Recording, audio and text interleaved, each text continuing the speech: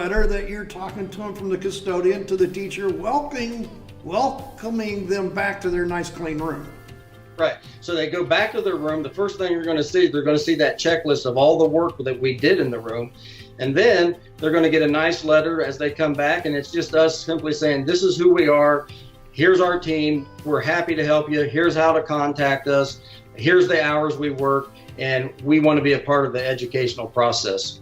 Well, and I think this is, and you're leading right to the next thing I wanted to talk about is this is communication. But you know, as many years as I've worked in the educational field, my wife was working there. You know, the thing is, the custodians that actually engaged in the school, and I'm not talking about just cleaning up after everybody. I'm talking actually engaged and was a part of it. I mean, I could tell you some stories, but you got some of yours. Sure.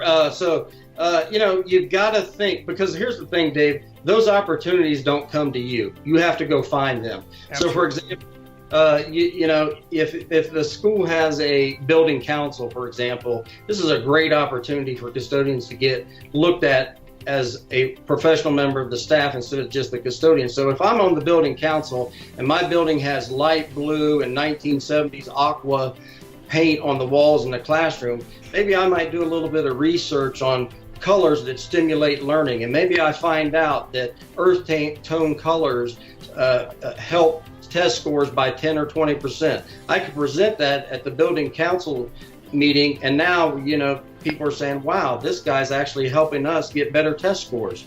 And I think you're also talking about, you know, some of these councils actually have the students involved. They're not all just the adults, but that's where the people say, well, I couldn't be a part of that. Well, heck, the students are, why can't you?